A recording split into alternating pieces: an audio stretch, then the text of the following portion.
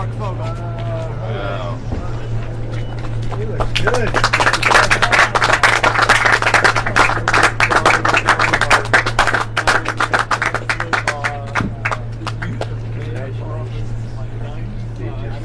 Mother.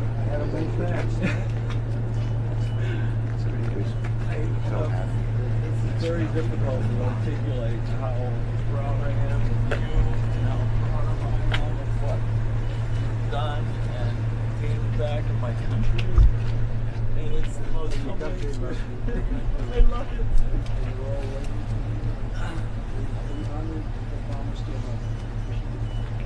She's a bit in shock, but I think she's bubbling. If I win, we're going to do it. Well, I'm in total awe, and no, my thanks is for you and your administration and these amazing people that have brought me home, and I just will spend the rest of my life in debt to you and the country, and I'm so excited. So good. Thank you very much. Welcome home. Some of our great people. Speakers. Pleasure to meet you, Marc Fogel. Senator. Christmas cards. And you know what? I got about 10 cards, and I was one of them. That's right. Oh, wow, that's very nice. Yeah. My lawyers snuck it. I know. I asked them how they got it in there. Yes, they snuck said it in. that. Hello. Marc Fogel. Pleasure to meet you, sir. Mike, this is your coat, right? Yeah. And it is a pleasure to meet you, Mr. Squirrel Hill. Hey, good to see you. No I had a Steeler hat on when I got off the plane. I don't know where it is, but you know, it's great to meet another Pittsburgh. Your mom came to our house. She told me that. And I just talked to Vicky, and I know she was there. And I mean, I'm a proud Pittsburgher. Mark, yeah, Russian caller. Good to see you. You've been an absolute star for me and my family, and again, you know, like I said, for me to articulate all this in this particular time after what I've been through, and it's not the 3.5 years, but the last 6 days has been. What, because you weren't sure? I know. They came and pulled me out, and I just had a mask on. I couldn't see where I was going, and they were moving me. And there was a point, I think it was today. I can't remember what day it is, but they brought me my clothes. You look really well. That's fantastic. Let's get you out of the cold. I'm not one bit of cold. I came from Russia. Welcome up. And you know what? Of the 10 letters, I got one from you as well. And I had that in a scrapbook I was keeping, and they took that scrapbook from me today, and I want it back. I want those journals back and that scrapbook. Your picture was in it, and as they were, you know, giving me the shakedown, we're looking through it, and I have the picture of you and my mom. Oh, that's good. And you should have seen these guys. Oh, their eyes lit up like in a, like, who's this? I said, it's my mother. He's got some. Come on. We'll get you. Be careful. Pleasure to meet you. Mark. Kind of amazing. Mark, I want to introduce you to somebody. John Pleasure to meet you, sir. Personally negotiating. Thank you from the bottom of my heart, from every ounce of my energies. I thank you, and I will for the rest of my life. Thank you so much. Mr. Walsh, for the coat. I felt so bad. Now, stop it. Stay warm. It's all cold in Russia. Yeah. It's a little cold. Yeah, it's Cold side, yeah. Get in there. Get warm.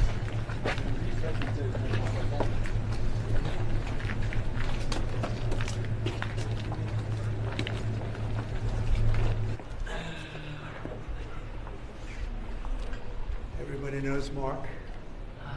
He's become a very famous guy. He's a very happy guy tonight, so it's just a real honor. an honor to have you at the White House. I feel like the luckiest man on earth right now. And I want you to know that I am not a hero in this at all. And President Trump is a hero. These men that came from the diplomatic service are heroes.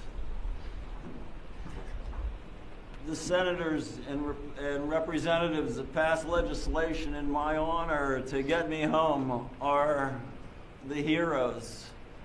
I am in awe of what they all did. My family has been a force.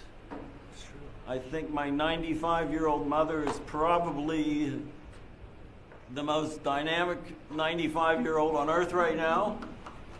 And I am so indebted to so many people. I think I remember a Churchill quote that he said when the RAF was fighting the Luftwaffe, and he said that never have so many owed so much to so few. And I put myself, fortunately and unfortunately, into that category, and I said, never has one owed so much to so many, that this superorganism of people that came to my support and the love that I was given sustained me for 3.5 years in a prison, that had me in hospitals for more than 100 days. I was given more than 400 injections in that time. And knowing I had the support of my fellow Pennsylvanians, my family, my friends, it was so overwhelming that it brought me to my knees and it brought me to tears, but it was my energy, it was my being that kept me going that whole time. And I will forever be indebted to President Trump, to Steve over there. What a dynamic man this guy is. That's true.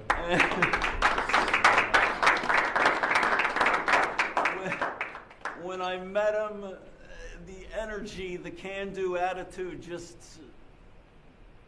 exudes from his body. And when he smiled at me and introduced me, and I got the feel for what has happened, you know, it's not just me, it's everybody. And Secretary Rubio, who met my son a while back, I'm a middle-class school teacher who's now in a dream world. We're going to show you the Lincoln bedroom. It's a very special place. Appropriate for tonight. Very appropriate. And thank you all. And I love our country. And I'm so happy to be back here. And I wish I could articulate it better. You've done beautifully. And he's got a great mother.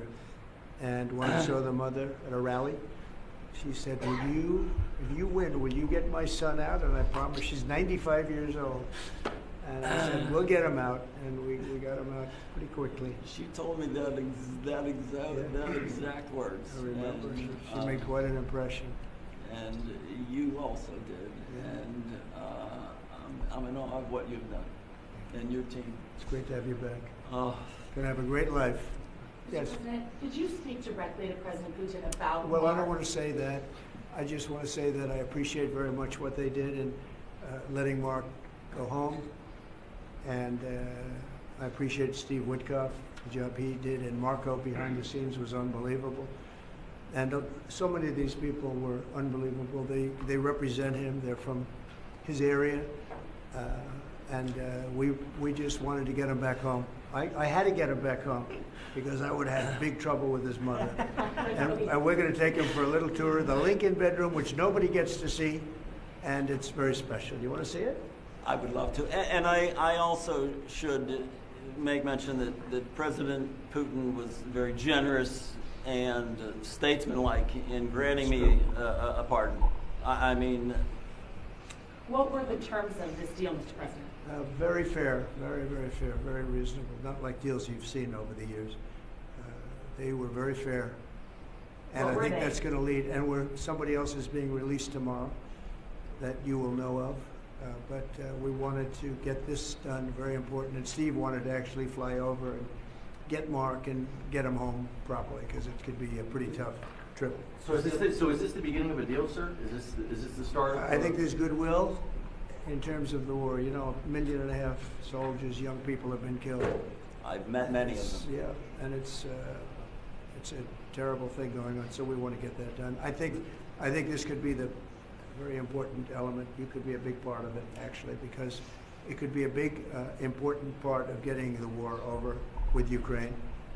And we appreciate President Putin's what he did. He was able to pull it off for you, right? He was able to pull it off. We think, and you're here, and you're here, so it was great. We'll tell you a little bit more about it tomorrow, but I think we've made great progress on the war also. Getting the war, I want to get the war ended. That war should not have been. It would have never happened if I was president. It would not have happened. And it did happen, and now you have all blown up cities and dead people. So many dead people. Should have never, ever happened. And you could be a big catalyst for just this evening. It's a very important evening for ending that war. And I think they all want to see it ended. Does that mean So you give how does it assurances change your about Ukraine? how does it change your perspective on Putin and your attitude? Well, I don't want to get into that. I only can say this. We got a man home whose mother and family wanted him desperately, whose state wanted him. He's become a big symbol. And it's an honor to have played a small role in that. And I want to tell you, these people, they all played a role.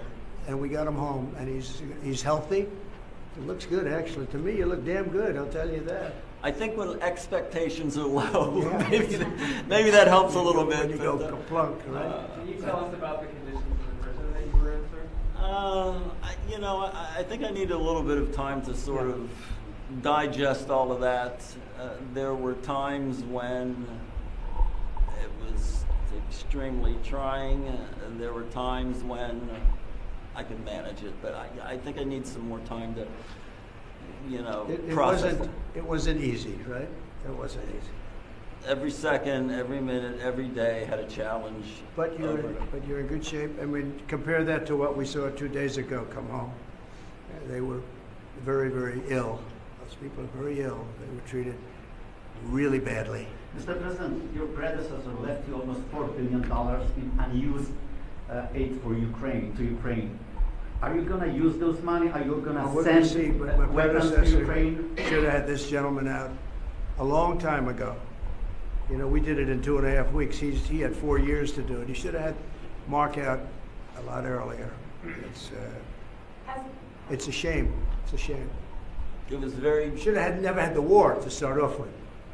Should have never had that war. Would have never happened if I was president. But he should have had him back 3.5 years ago. So it was too bad, but he didn't do it. But we did it. Thank you all very much. Thank you very much. Come on. Mr. President, are reciprocal tariffs still coming tomorrow, or are you waiting until you meet with Modi? We'll see what happens. Have you spoken with President Xi? Okay.